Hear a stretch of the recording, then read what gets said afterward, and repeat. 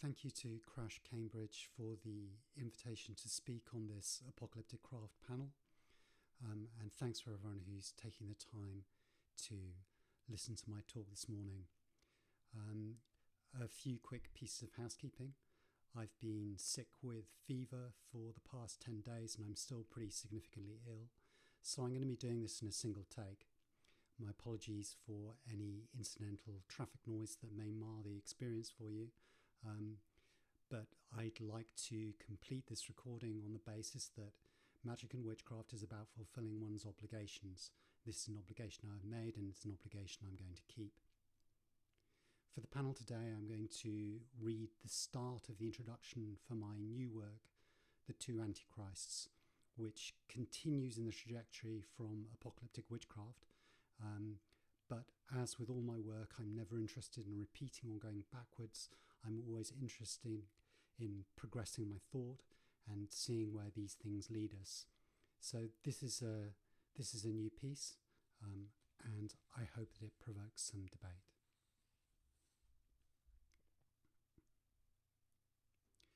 The tip of the industrial spear is the gleam of the last rocket ship going off-world.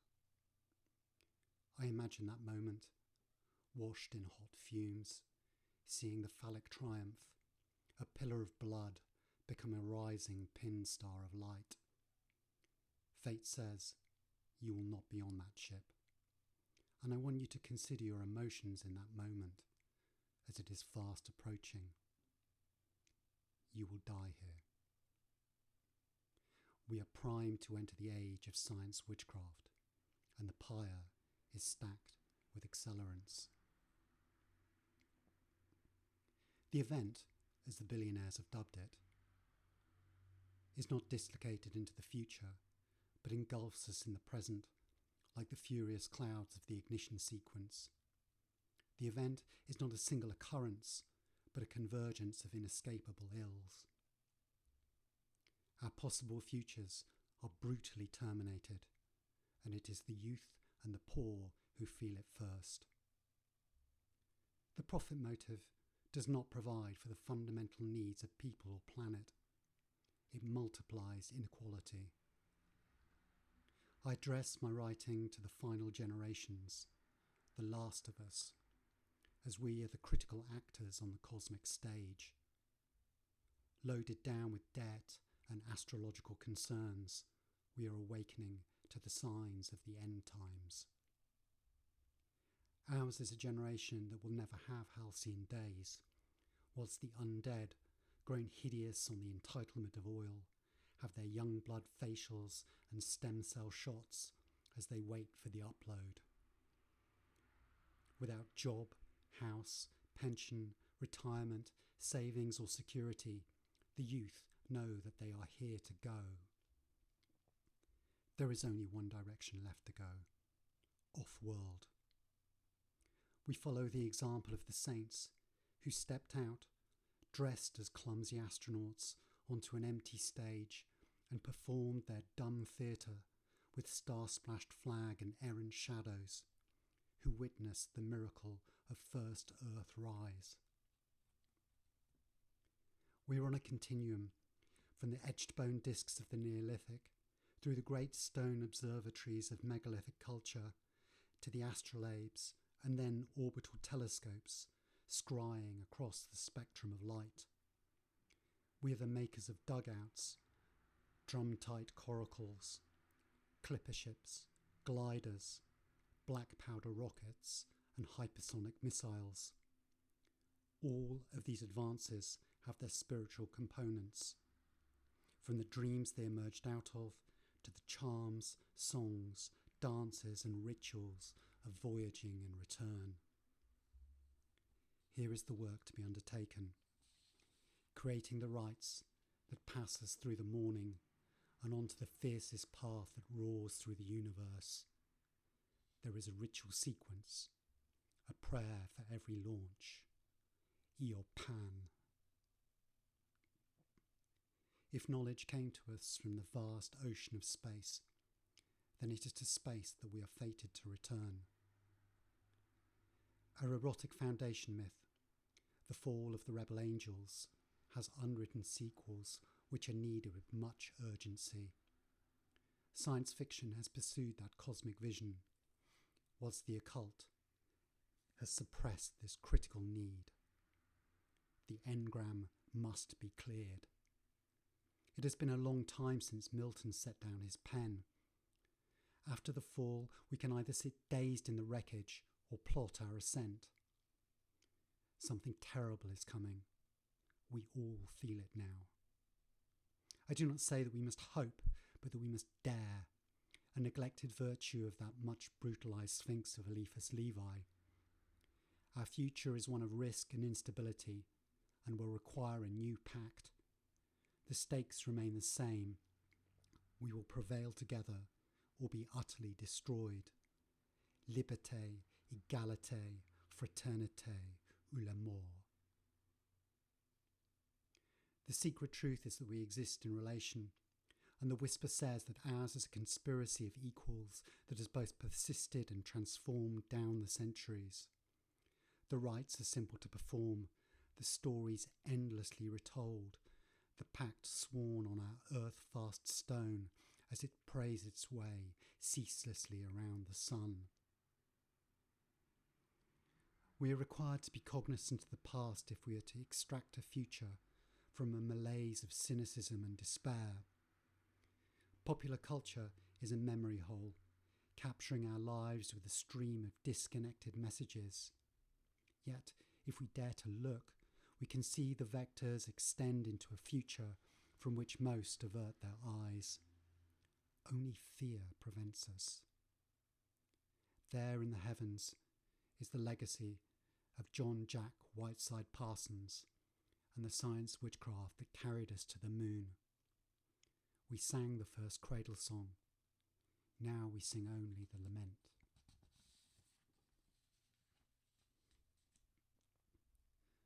Modern America has always read witchcraft by the light of its old world satellites. Have you wondered how we see you from Albion's ancient rocky druid shore? The America we dreamt of now dreams of us. The past answers the questions of where we come from by leading us into the dark wood, the devil's wood of the imaginary. But here, in old Europe, in the dwindling copse, we are perhaps freer to imagine futures. And you, America, were once our future. America, where we placed our shining hopes, now fears the conclusion of that long passage to the west. How are we to escape from the gravity well of despair? The forbidden and the excluded is where we turn when the blood-dimmed tide is loosed. To consider rejected knowledge is not to reject knowledge. To critique materialist science is not to reject science. We are not people of the book, but of the library, of the sum of all knowledge in heretical discourse. All of us are the offspring of cosmic miscegenation. We are a kindred of hybridity and fluidity, scrying our reflection in the mirror of space. Before space went dark, it was a cult, the temple basalt black. Our dreaming bodies, lighter than a gram, will ascend, turning fairy circles, whilst all that is needed in that last steel needle is a single sacred drop of holographic blood for the resurrection of life in the heavens. There is a radical tension between taking our place in the stars and an ecological movement making its final stand as a result of that industrial process. Increasingly, we will be asked, are you for ecology or for Mars? The question bluntly assumes we must be either accelerationists or anarcho-primitivists, and I am neither. I have wrestled with the issue and believe that it is time for us to seek the higher ground. We must pass through our individual and collective mourning and rise to take on the Promethean task, and with it the inescapable sin burden. We ascend or perish. It is not an issue of personal virtue, but of absolute imperative. Fire drives us. The ritual begins with the act of lighting a single candle in remembrance of the dead, of our own destruction, of the many miles we must go. The fourth industrial revolution has begun. At the behest of an elite who understand that massive infrastructure spending is the only way to save capitalism, and through the co-opted fury of the children who have seen their terrestrial future enter into dusk. Manufactured dissent is a strategy in the media war, a tug of war between vested oil interests and a new Green Deal backed by a phalanx of speculators. You cannot offset murder.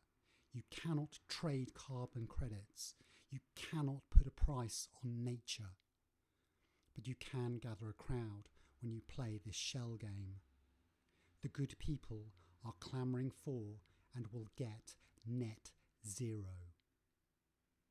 Temperature rise and species loss will accelerate, because the strategies which work mean stopping the machine dead in its tracks, completely rethinking the manufacturing process, and engaging in global habitat restoration. The devil needs more than an acre, a biosphere that is not parcelled up, polluted and priced. Ask me where we should see the first effective cut, and I say it begins with the lifestyles of those who consume the most. The locusts who sally forth in private jets from gated communities, not the disenfranchised poor whose reproductive rate is reduced by education, welfare and justice, not chemical sterilisation and vaccine stacks. And yes, less humans is an inescapable necessity unless you want no humans, no life to survive. But it is the vertical reproduction of billionaires that must be prevented. The bifurcation of the species is happening as digital capitalism rewards the vanishingly few. The fossil fuel industry will grow at the rate that the new Green Deal grows, its ambitions viciously curtailed by legacy industries, with the result of bringing more, not less emissions on stream. Our just-in-time infrastructure is cut to the bone, and food shortages will coexist with one-click drone deliveries. Lab-grown meat is not intended primarily for a vegan planet, but for the Martian colonists by way of the urban poor. Unrest, always indexed to water access and grain harvests, will proliferate. The state may grudgingly allow us a universal basic income, at its most basic. Citizens score tokens for hormone-disrupting foods, Netflix and pain pills. Communities will be degrowthed as automation engulfs whole sectors of the economy, and the middle-class professions will melt away. The West is failing, and failing fast. The East, brutalising dissent. Marxists continue to look for their revolutionary class, the troop from the mills and into history, but in doing so, create only further divisions when we need unity most. An analysis of capital has been replaced by the endless calibration of individual virtue and violence, which would alarm even Robespierre. The truly radical question to ask is, what is it that we share? We are, as Jack Parsons proclaimed, the witchcraft, our greeting, the kiss, bestowed with perfect love and perfect trust.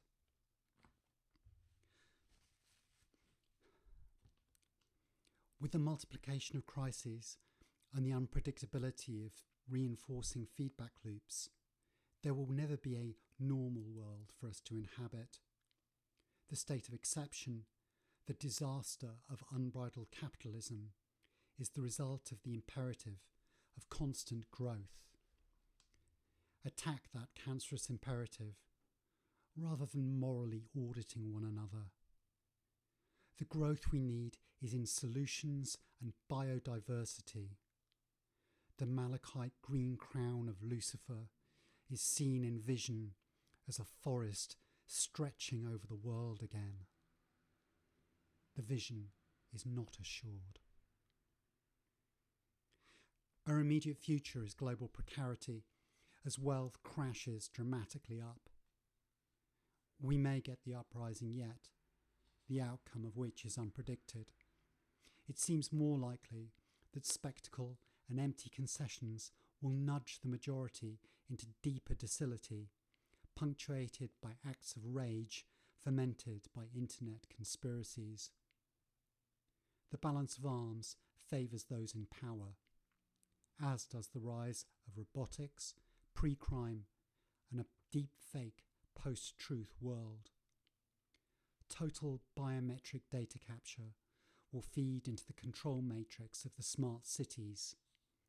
Such surveillance makes liars and ghosts of us all. When we are divided for anything other than love's sake, we are weak. When we refuse the responsibility and the burden of leadership, we limit ourselves to disconnected actions that cannot challenge power. To attack the idea of leadership is to elide responsibility.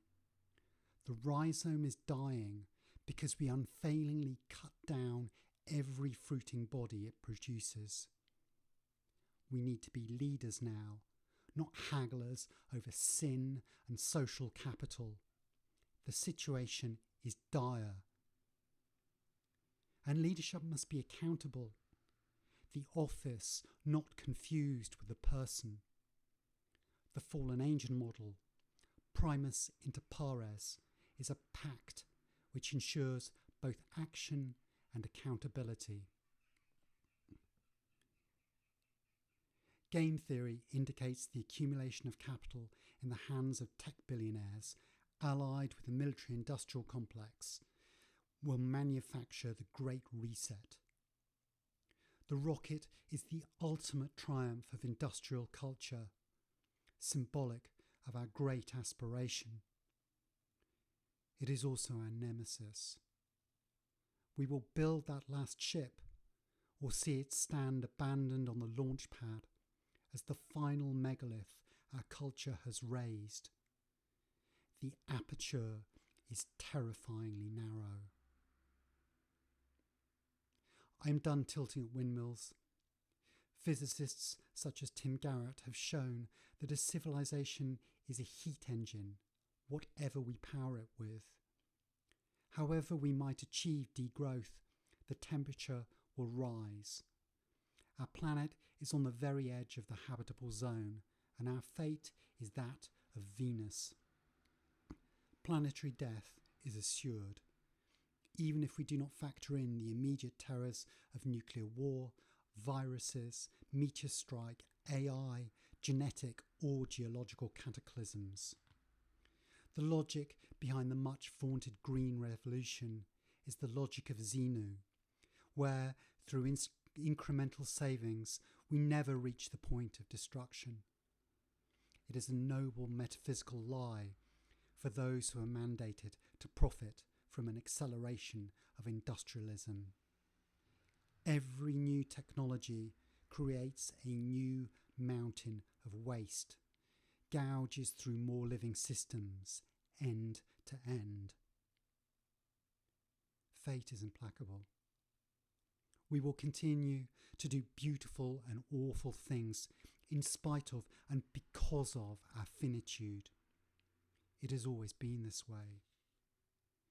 Liberation and destruction are imminent in every moment.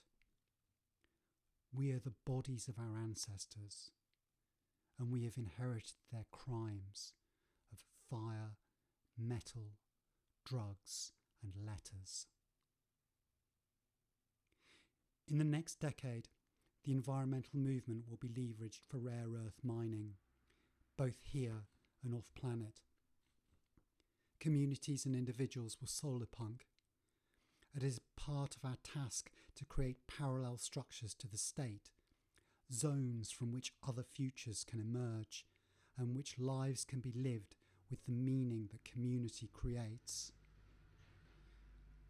Our most important ritual is the sharing of a meal, the offering of wine, a candle for light. How do we get back to the stars? By knowing that we will not be on the rocket ship. It is through willed acts that we will enable the final flight that was concealed within us all along. All acts of ecological restoration make us part of the space project. They open the aperture for the arrow's flight. To return to the abundance of nature will take a shoal of miracles, meteor bright. Enchant for that, and curse those who believe that the ship is being built for them alone. Holy is the flesh of the world. Holy is the rocket ship. Holy is the cargo of blood.